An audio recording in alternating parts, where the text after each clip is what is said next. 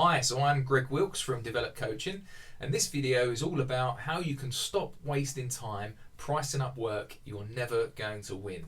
There's just some clients out there that will just be complete waste of time and tire kickers, and they'll get you to produce an estimate and you're never going to hear from them again. So we want to stop wasting time doing that and only focus on the clients that we have a good chance of winning. So I'm sure we've all spent hours, visiting a client, producing a really professional, detailed estimate, and then the client hasn't even got the courtesy to acknowledge that they've even received the email. You just don't hear from them at all. Or you get some sort of excuse, don't you? They might say, "Oh, sorry, you're too expensive," or "I don't want the job done just yet," or "I haven't bought the house. It didn't work out in the end. The house fell through. I didn't get it in the end." Or even worse, my brother-in-law's now going to do the job for me. We've all heard excuses like this, haven't we? And what we really want to try and do is work out how do we sift out these time wasters so we're not spending hours and hours producing these estimates that are just not getting anywhere. Well, one of the first things we want to do is try and pre-qualify those clients when they first call up arranging the quotation. So we might want to create a list of questions they ask every time they call. And you could ask some of the questions like, where is the project? And what do you want to have done? So straight away you find out where it is it in your area, do you want to be working in that area? Maybe it's in an area that's a little bit rough, maybe that they're not going to be able to afford you, so do you want to be pricing work in those sort of areas? And then find out what they want to have done. If you're a specialist in extensions and loft conversions and they just want a small refurb or a toilet change, then obviously you can dismiss that out of hand, can't you? So you don't want to be wasting time visiting clients for that. So initially find out where it is and what they want done. The next thing you want to try and do, and you might think this is a bit of a cheeky question, but find out what their budget is. Now it's always worth asking this question, and a lot of people are afraid of asking this, but it's a vital one, and you'll be surprised that many customers will give out this information. Now they may not tell you exactly what it is, but they can sometimes give you a ballpark. So they might say, I want an extension done and I've got a budget of £10,000. You might think, complete waste of time. But they might say, it's between 40, 50,000. You think, right, that's more in my ballpark. That's worth pricing. Another question you want to ask is, do they own the house? Now you might just take it for granted that they own it, but often clients can be getting prices on houses they don't even own yet. So they might have looked at a house and want to put an offer in, and they could just be weighing up their options. So you want to find out if they even own the house first of all, to ensure you're not wasting your time going out there. Or if you do go out there, make sure you charge a client if you're going out and they haven't bought the house yet. You next want to ask, when are they likely to have the work done?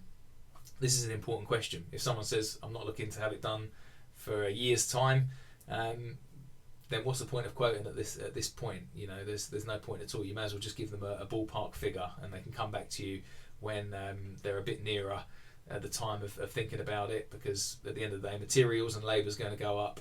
It's constantly on the rise, so what's the point in pricing a job that's not going to happen for a year? Another good question to ask is, where did they hear about you from? So this is good because you want to find out who your target market is and where they've come to hear about you. So for example, have they been recommended? If it's a recommended quotation, then that's well worth pricing, isn't it? You've got a really high likelihood of winning a job that's a recommendation. Or are they just simply going through the Yellow Pages or Yale.com and they've just picked you because you're next on the list? Well, then maybe they're not as qualified, are they? They're not such a great lead after that. So that can help you weigh up options too. You could also ask, how many other quotes are they getting? Now, if they're saying, no, you're the 10th builder that's going to quote for this, is it worth it? Do you really want to be quoting against 10 other builders? It's clear that they're obviously just after the cheapest price. So maybe it's not worth wasting too much time on that. Also, go with your gut feeling. We often get a feeling, don't we? If you go around and see a person and sometimes you can just tell they're a time waster, aren't they? Or you get a bit of a bad feeling about working with them, then, do you really want to produce that estimate? There's no problem if you go around and look at a job and then you get a feel for the customer. There's no shame in then deciding that you don't want to work with them. So just let them know, sorry, now I've looked at your project, we decided it doesn't really fit our bill, so unfortunately we're going to turn down the estimate for this. At least you haven't wasted hours and hours of time actually pricing the work.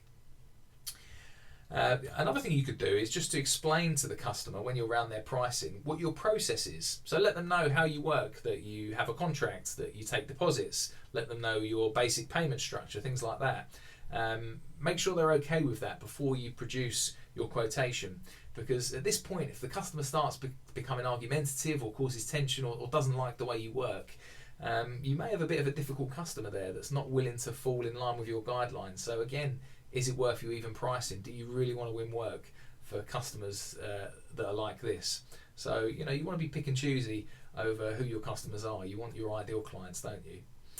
So, and one last thing that I would always say is, do you want to be following up work that's been previously started? You get this now and again, don't you, where a builder's already been on the job and somehow they've had a fallout with the client, and now the client's looking for another builder to take on.